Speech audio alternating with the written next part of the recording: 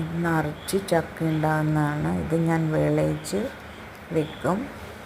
അത് ബ്രെഡിന് കൂട്ടാം, അല്ലെങ്കിൽ നമുക്ക് വിളയിച്ച് വെച്ചതിന് ശേഷം അതിൽ നിന്ന് കുറച്ചെടുത്ത് എന്ത് പലഹാരങ്ങളാണെങ്കിലും ഇത്തിരി കറിയിലൊക്കെ ആണെങ്കിലൊക്കെ ഇട്ട് കൊടുക്കാം. ധാരാളം ചക്ക ഉണ്ടാവും ഇതിൽ.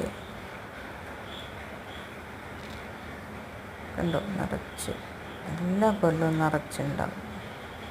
ഇതെൻ്റെ മുളക് തൈകളാണ്. മതിലിൽ വച്ചിരിക്കുന്നതാണ്. മതിലിന് നനവ് തട്ടാതിരിക്കാനാണ് ഈ സീലിങ്ങിൻ്റെ ഇതാണത്, അത് വെച്ച് കൊടുത്തിരിക്കുന്നത്. അതാകുമ്പോൾ മതിലിന് നമ്മൾ വെള്ളം ഒഴിക്കുമ്പോൾ നനയില്ല. ഈ ബോട്ടിൽ ഇതിൽ നിറച്ച് ഇപ്പം മുളക് ഉണ്ടാകുന്നുണ്ട്. ധാരാളം ഈ മതിലിൽ വെക്കുമ്പോഴുള്ള ഗുണം നല്ലതായിട്ട് വെയിൽ കിട്ടും. ഇതെൻ്റെ വെറ്റില തൈകളാണ്, വെറ്റില ചെടിയാണ്. അത് നന്നായിട്ട് പടർന്ന് കയറിയിട്ടുണ്ട്.